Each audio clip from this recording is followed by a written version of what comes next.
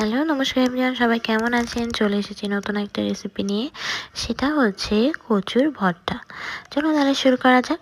প্রথমেই একটা মানকচু নিয়ে সেটাকে খুব ভালো করে কেটে পরিষ্কার করে নিতে হবে। তারপর সেটা খোসা ছাড়িয়ে এভাবে কেটে নিচ্ছি। কাটার পরে এখন এগুলোকে গ্রেড করে নিতে হবে, গ্রেডারে করে একদম মিহি করে কুচি করে নিতে হবে। দেখুন কতটা মিহি হয়ে গেছে। এখন এটা থেকে চেপে রস বের করে দিতে হবে। এর জন্য পরিষ্কার একটা সুতি কাপড় নিয়ে খুব ভালো করে চেপে চেপে রসটা বের করে দেবেন। এটার মধ্যে যত বেশি রস থেকে যাবে গলা কিন্তু চুলকাতে পারে।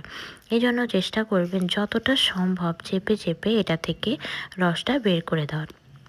এটা থেকে একদম দুধের মতো রস বের হয়ে আসে।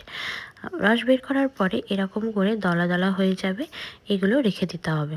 এরপর সবগুলো করা হয়ে গেলে তখন রসটা ফেলে দিতে হবে। এই রসটা আসলে কিছু করা যায় না, এটার জন্যই মেইনলি গলাটা চুলকায়। এখন 2 চামচ সরিষা, 1 কাপ পরিমাণ নারকেল কোড়া আর 5 থেকে 6টা কাঁচা ঝাল একসাথে বেটে নিচ্ছি। বেটে নিয়ে কচু যেটা আমরা গ্রেট করে রেখেছিলাম সেটাও খুব মিহি করে বেটে নিচ্ছি। বেটে নিয়ে সব কিছু মিক্স করে লবণ আর সরিষার তেল দিয়ে মাখালেই রেডি কচু ভর্তা। আজকের ভিডিও এ পর্যন্তই। সবাই ভালো থাকবেন, সুস্থ থাকবেন। Thank you. Like, comment, share করে দেবেন।